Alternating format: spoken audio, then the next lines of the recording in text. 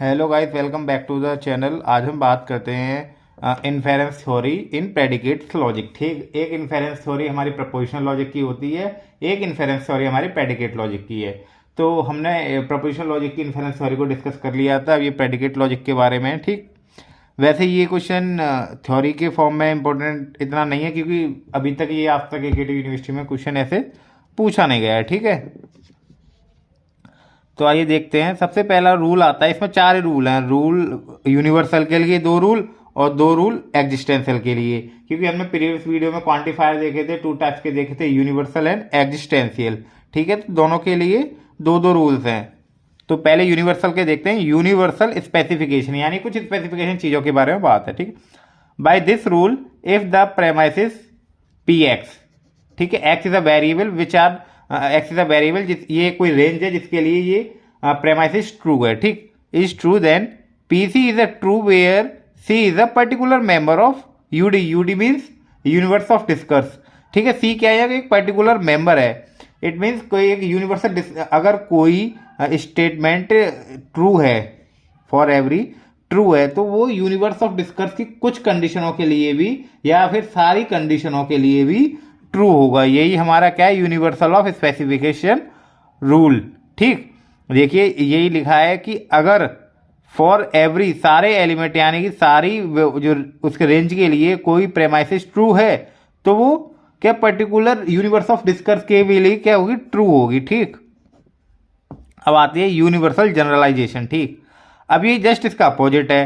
ठीक, अब इसमें क्या है, इसमें जो हमारी जो कंक्लूजन था या फिर जो आर्बिट्री एलिमेंट है पी ऑफ सी, अब अगर वो ट्रू है किसी यूनिवर्स डिस्कस के लिए, तो उसके अकॉर्डिंग जितनी भी सारे एक्स की रेंज के लिए जितनी भी प्रेमाइसिस होंगी वो भी ट्रू होंगी। यही चीज यहां बताएगी। By this rule A P of C is a true, P of C means arbitrary element, arbitrary element या फिर पर्टिकुलर मेंबर ऑफ डिस्कर्स, कुछ भी कह सकते हैं इसको, is a true for all C. C क्या, C is a member of universe डिस्कर्स।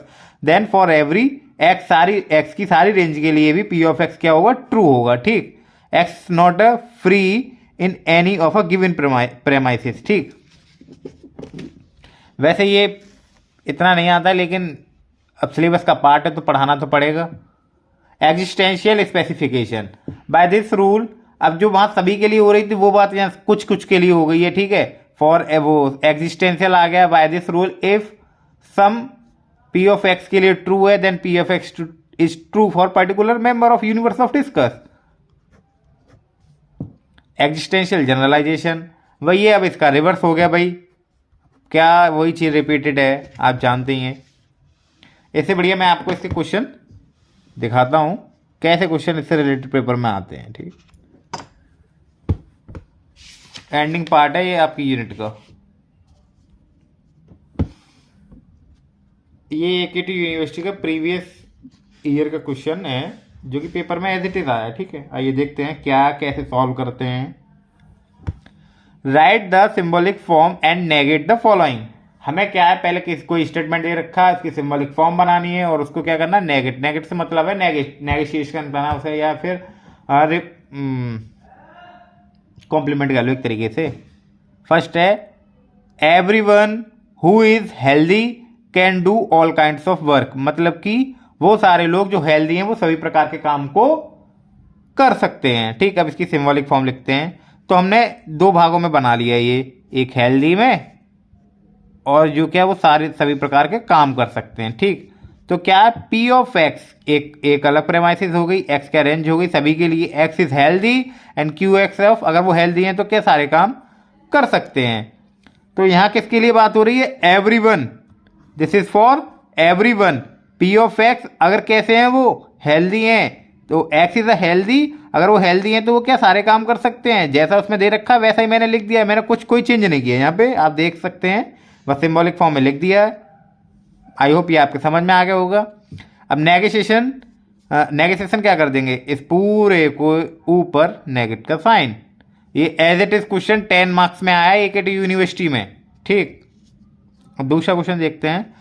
Some people are not admired by everyone, it means some people, कुछ लोग प्रशंसनीय नहीं होते सभी के, मतलब कि मतलब सभी की प्रशंसा नहीं की जा सकती, एक तरीके से ऐसा कुछ है। ठीक है, तो क्या है, एक्स इज अ पर्सन, और x is a person, x is a person जो कि एडमायर नहीं है किसके, वाई के, प्रशंसनीय नहीं है। तो ये एक क्या बना दिया, एक एंटिटी बना दी, एक एंटिटी सेट बना दिया जिसपे कि दोनों हैं जो प्रशंसा कर रहे हैं और जिनकी हो रही है वो दोनों हैं एक्स एंड वाई। ठीक, तो क्या है,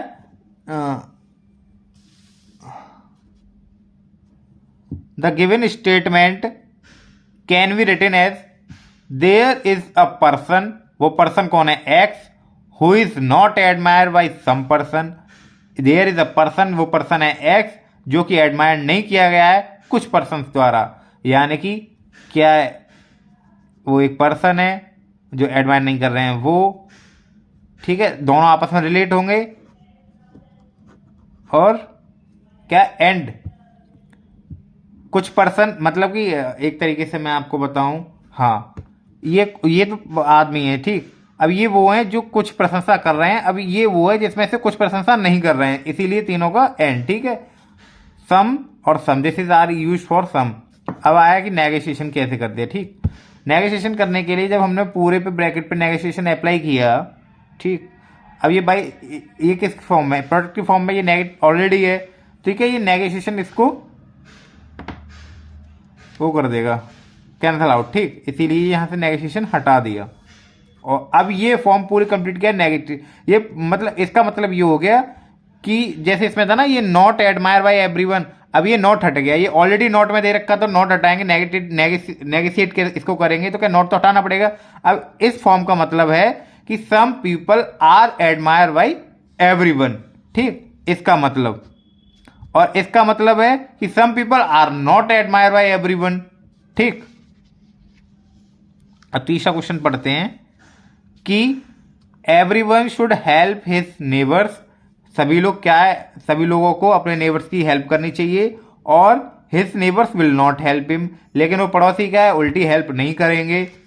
कुछ नहीं, देखते हैं क्या है इनकी सिंबॉलिक फॉर्म। पहले तो एक एंटिटी सेट बना दी, इधर एक्स एंड वाई क्या दोनों नेबर्स हो गए, एक्स वो हैं जो वाई की हेल्प कर रहे हैं, और कुछ लोग वो हैं जो जिनको करनी चाहिए, और जिन एक सेट उसके लिए कि जो करेंगे, फ्यूचर की बात है, करेंगे नहीं करेंगे उनके ऊपर डिपेंड करता है, एक ये वो करते हैं। ठीक, for every person X and every person Y.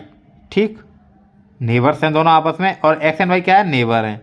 सबसे पहले तो नेबर बना दिया मैंने। ठीक, देन इंप्लाइज करना पड़ेगा, X should help Y, X ने हेल्प की वाई की, एक्स ने हेल्प की वाई की, लेकिन Y will not help, Y will not help.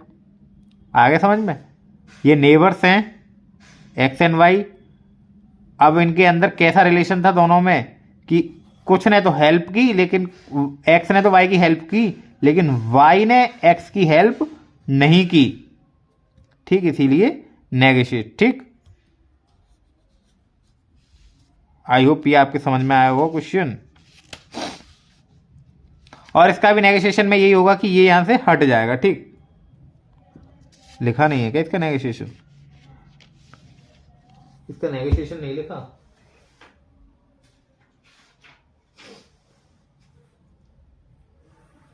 तो यही है इसका negotiation, for every X, for every Y,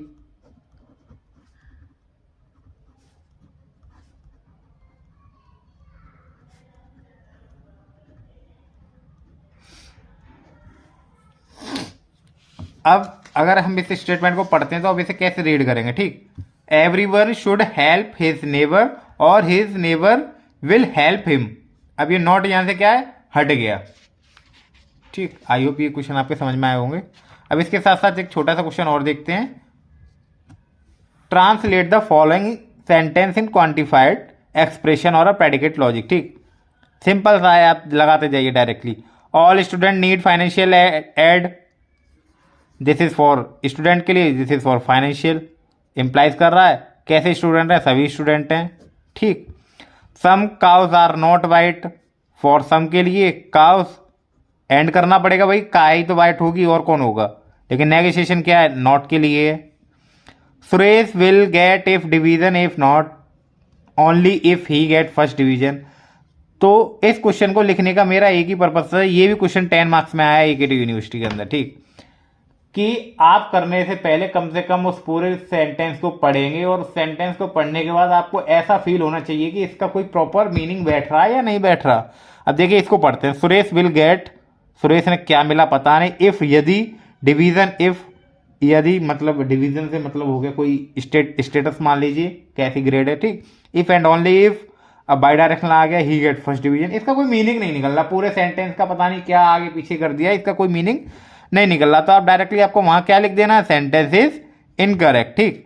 अब इसी के पहला एक और क्वेश्चन देखा है यहाँ पे, if water is hot then Shyam will swim in the pool, यदि पानी गर्म होगा तो श्याम क्या नहाने जाएगा पूल के अंदर, ठीक। एक मान लिया वाटर के लिए, एक हॉट के लिए, श्याम वाले में एक श्याम के लिए, अगर जाएगा तो स्विम करने जाएगा, ठीक। फॉर एवरी जाएगा ही जाएगा, for every water is hot, this is for water is hot, then Shyam will swim in the pool. करने में इज वेरी बहुत ईजी है, ठीक है।